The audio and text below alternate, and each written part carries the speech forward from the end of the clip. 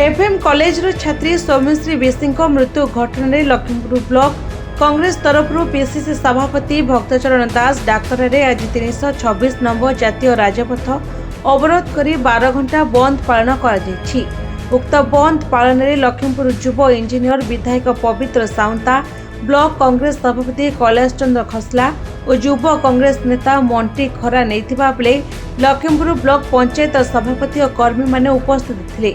लखीमपुर कांग्रेस दल 326 नंबर जातीय राजपथ अवरोध द्वारा रायगड़ा और कोरापुट यातायात संपूर्ण ठप होईछि।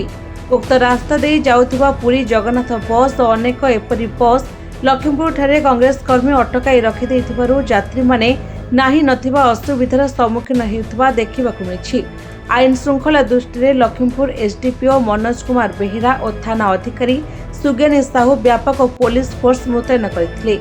ଏହି ବନ୍ଦ ପାଳନ ସକାଳ 6ଟାରୁ ସନ୍ଧ୍ୟା 6ଟା ପର୍ଯ୍ୟନ୍ତ ବେଶ ସୁରୁଖୁରୁରେ ଲକ୍ଷ୍ମୀପୁର କଂଗ୍ରେସ ଦଳ ବନ୍ଦ ପାଳନ କରିଛି। ସମଗ୍ର ଓଡ଼ିଶାରେ ପ୍ରଦେଶ କଂଗ୍ରେସ କମିଟି ସଭାପତି ଶ୍ରୀଯୁକ୍ତ ଭକ୍ତଚରଣ ଦାସଙ୍କ ନେତୃତ୍ୱରେ ଏବଂ ବାମପନ୍ଥୀ ଦଳର ସମସ୍ତଙ୍କର ଆହ୍ୱାନରେ ଆଜି ସମଗ୍ର ଓଡ଼ିଶା ବନ୍ଦ କରାଯାଉଛି। ଆଜି ଜାଣିଥିବେ କିଛି ଦିନ ପୂର୍ବରୁ ଭଉଣୀ ସୌମ୍ୟଶ୍ରୀ ବାଲେଶ୍ୱର ଏଫଏମ୍ କଲେଜର ଛାତ୍ରୀ ଯେ ନିର୍ଯାତନା ପାଇ ଏବଂ ନିର୍ଯାତନାକୁ ସରକାରଙ୍କୁ ଅବଗତ କରାଇବା ସତ୍ତ୍ୱେ ମଧ୍ୟ କେହି କର୍ଣ୍ଣପାତ ନ କରିବାରୁ बाध्य ही आत्माहुति देदेले। यह प्रमाणित करुच्ची सरकारक अपारगता राज्यर आईन श्रृंखलार विपर्यस्त संपूर्ण भाव प्रमाणित करुच्ची।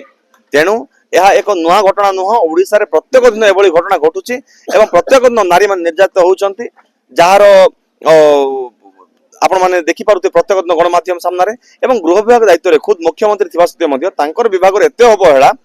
तेणु आमे बाध्य आमे अनुरोध करूचु से दायित्व तुले पारना दायित्व इस्तीफा दे दियंतु सरकार इस्तीफा दे दियंतु। ये अपारगत सरकार को लोक जानी सारे लोकों सागर से प्रमाणित हो सारे। तेणु आम चेष्टा करूँ नारी मैंने केमती सुरक्षित रही नारी मैंने केमती एठी सम्मानित हो रही और सबू अंचल महिला मैंने केमती सुरक्षित रही आम सरकार को एक नुआ संदेश देवाई बोली प्रत्येक जगार आज प्रत्येक अणुकोण ओडिशार आज ओडिशा बंद डाकर दी जाइए। तेणु आम आशा करूँ आसंता दिन सरकार विचार विमर्श करी एक नुआ गृह कमिटी गठन करी एभली परिस्थिति केमती पुनर्बार न उपजे तापाई सरकार चिंता करंतु नले आसंता दिन में आहरी जोरदार आंदोलन हबो एवं राजरास्ता पुनर्बार रोक कर जहाँकि बारंबार में राज्य में घटी चली एक दुर्भाग्यजनक। एथिपाई कांग्रेस दल सहित 8 गोटी वाम दल मिसी सारा ओडिशा को डाकरा दिया जाइछि जे नारी निर्यातना बंचाइबा पई। फकीरमोहन कॉलेज रे जो दुर्घटना घटिला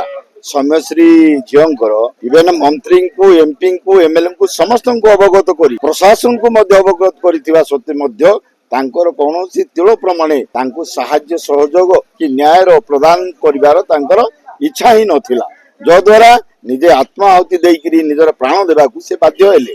सेति लागि आज सारा ओडिशा डाकरा देइछि भक्तचरण दासंकर नेतृत्व रे प्रत्येक ब्लॉक सदर महकुमा ये स्ट्राइक करा जाउछि राजरास्ता अवरोध करा जाउछि।